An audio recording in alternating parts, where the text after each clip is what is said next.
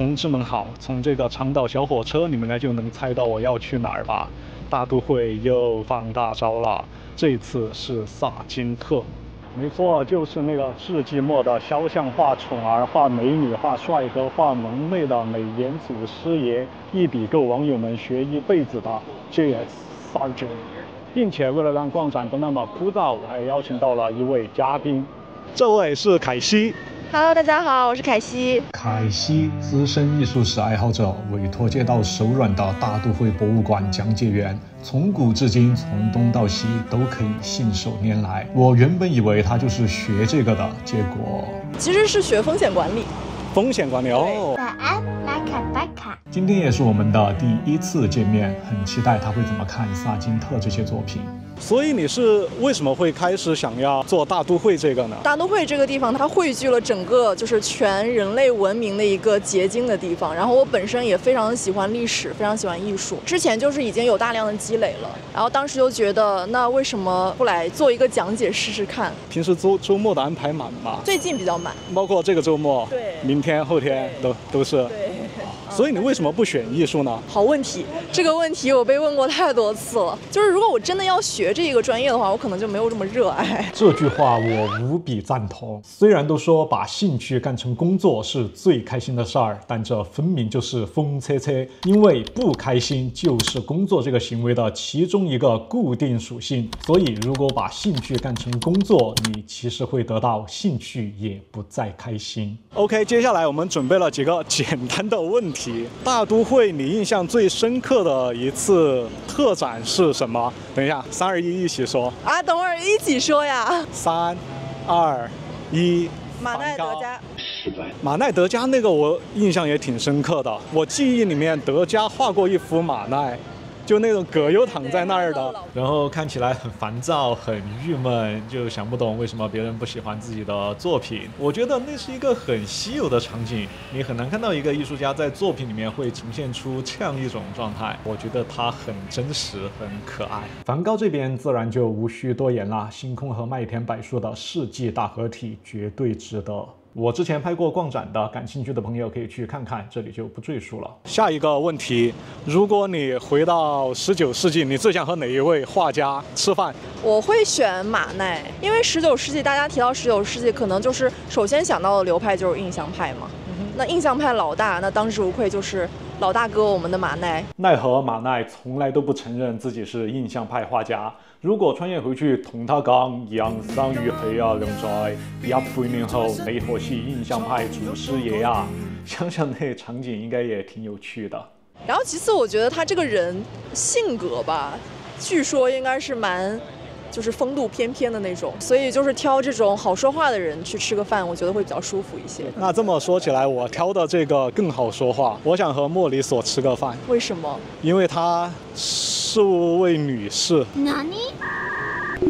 因為她是那個時代為數不多的女性藝術家嘛，然後過了這麼長一段時間來，她在那個時代，因為她的性別原因沒有掀起什麼波瀾，她到了現在這個時代，也因為性別原因並沒有得到特別多的重視，我覺得蠻可惜的。她只比莫奈小1歲，跟雷諾阿一年的41年好像，但是她在那個時代畫出來的作品，我完全超越同時代的前衛。因為他很多作品，他就中間畫了個人，然後啪啪啪塗兩筆，然後邊緣那些畫布就直接是裸的，就這麼放在那兒。我覺得那些作品真的太有魅力了。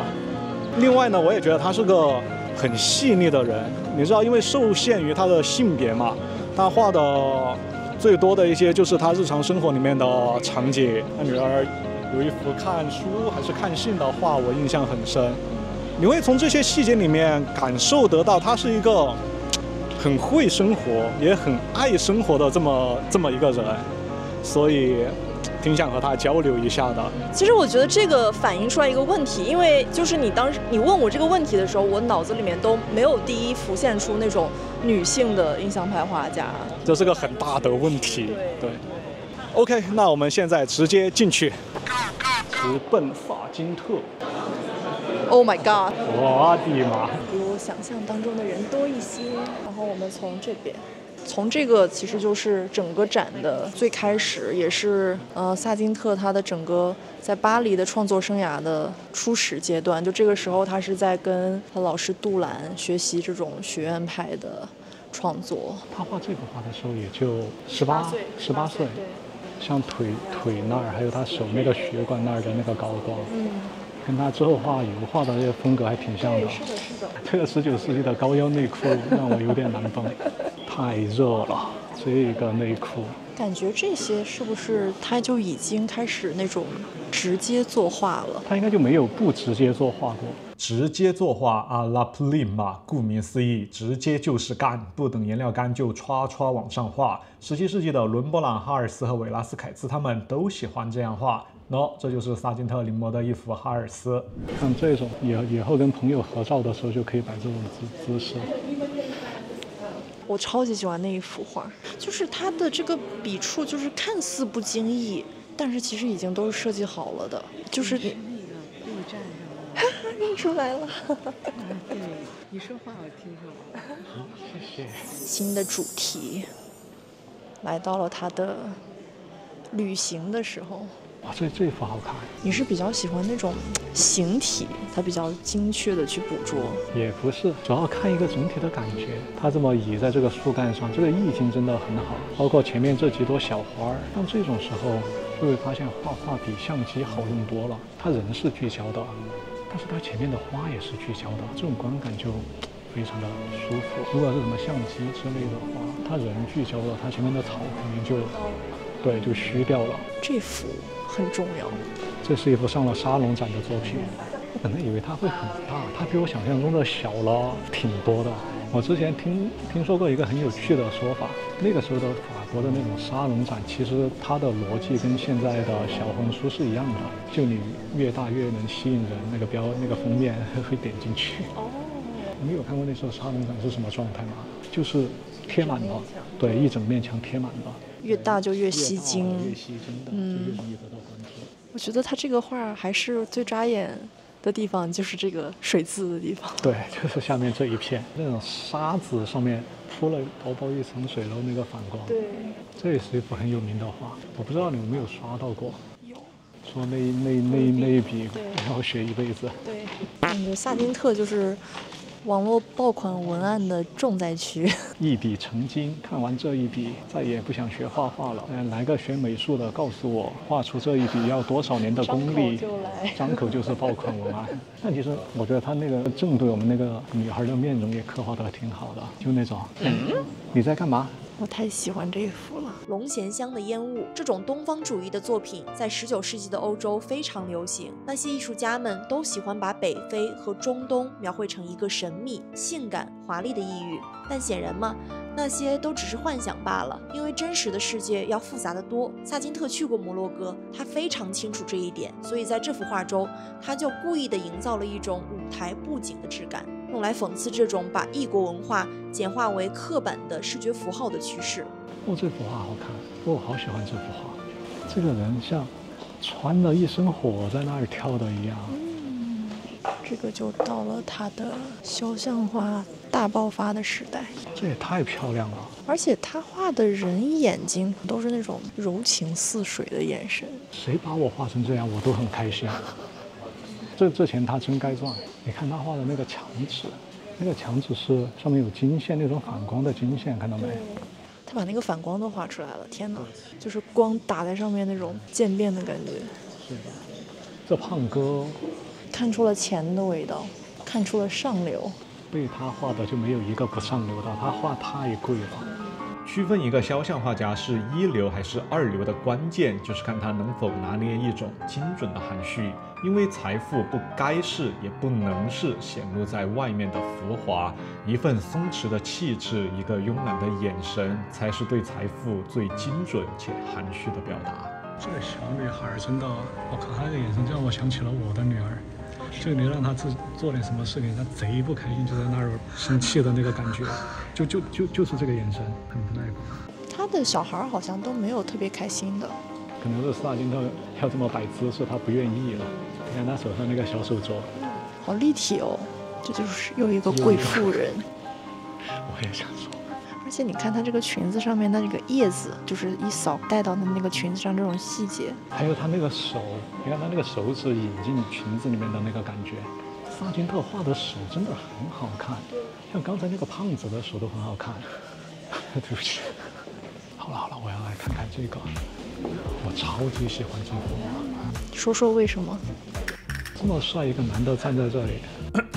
这位包兹医生是那时候巴黎上流社会有名的妇科医生，同时也是艺术赞助人和风流名士。萨金特特意选择了用红色去呈现他的肖像，构筑出一种暧昧的权力叙事，危险又迷人。这幅画一度被称为19世纪最性感的男人肖像，但它一点儿也不艳俗，而是聪明、克制，带着神秘美妙的张力，就像那种红衣主教穿的那种袍子。而且他作为一个医生，萨金特是专门突出了他的手的。鞋子也很漂亮，羡慕那个想穿什么穿什么的。我也有一双跟他这个有点类似那种很花的 loafer。但是我没怎么穿过，我就穿出去像傻逼一样。但是在他那个时候穿出去就很正常。穿搭要显贵，基础款就不要再搭基础款，下身基础，上身就不基础，上身基础，下身就不基础，上下都。来了，这个也是重量级。博伊特家的女儿们，这可能是萨金特最诡异的一幅肖像。整幅画看起来就像是恐怖片的画报一样，巨大的空间向后延伸出深邃的黑暗，衬得4个小女孩呆滞、孤立且无助。由于呈现效果上的相似，这幅画也被戏称为美国版的宫娥。而萨金特在西班牙临摹的原作就挂在展厅的另一边，默默地对望着。但让我很唏嘘的是，画中的4位女孩后来的人生也被一种沉默的悲剧所笼罩，她们其中2位还患上了精神疾病，彻底与社会脱轨。所以再看这幅画，你们会觉得画中的女孩们是在期待有人带她们离开，还是已经准备好了遁入那片黑暗？看看那个男人，标语上面写的跟你那个视频里一样，就是那个维拉斯凯兹，还是维拉斯凯兹。他只办3件事儿：维拉斯凯兹，还是我妈妈维拉斯凯兹。这个不是你看到的吗？啊，这是你自己想的？对呀，这也太巧了吧！这是他老师杜兰说的。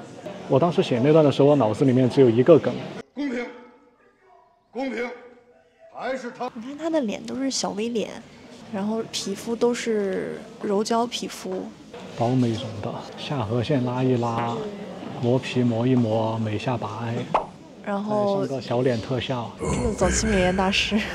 这个真的就是雍容华贵，你看他这个丝绸，还有上面挂着那个珍珠。那个时候那些人的服装设计真的有点东西的。为什么这个地方挂了一幅雷诺阿呀？因为这个是一个全新的主题，叫巴黎女人。这裙子放今天高矮是个迪奥高定，包括你看它领口那个地方的那些花，还有那种纱纱。感觉在这个时期，这些巴黎女性的形象也变得更加立体了起来，从以前那种扁平化的视觉符号变成了社会文化和风俗的体现。但其实以前那些问题依旧还在那儿，它们依旧在被定义、被物化、被观看，这是一种很纠结、很拉扯的状态。所以巴黎女人可能并不是一个身份，而是一种不稳定的投射。接下来就是这次展览的重头戏了 ，X 夫人又名一条肩带引发的惨案。因为在最初的版本中，萨金特把模特的右肩带画成了滑落的样子，配合上这目空一切的神态和卡白的皮肤，直接就被双标的法国人批评为了艳俗和谄媚的典型。风波之大，搞得萨金特直接遁去了英国避风头，而画中的模特高特鲁夫人也是名声扫地。就奇了怪了，顶着画神的由头疯狂产出小黄图来取悦那些人上人，不正是法国100年以来的优良传统吗？你说对吧？但最后萨金特还是选择了退一步海阔天空，把肩带改成了我们现在看到的这个样子。别把路走死了嘛。后面有一张是它那个肩带还是原先挂在旁边的侧边的这种，这个掉下去的状态是更平衡的，脸往这边，然后它的这个肩带往这边，各个方向都有那种引导线，构图很均衡。改上去了之后就呆瓜。感觉改的也不情不愿的。但我觉得他们就是为了这一条掉下来的肩带大肆的去批评，也挺不合理的一件事情。这就是舆论的常态，很离谱，但是很真实。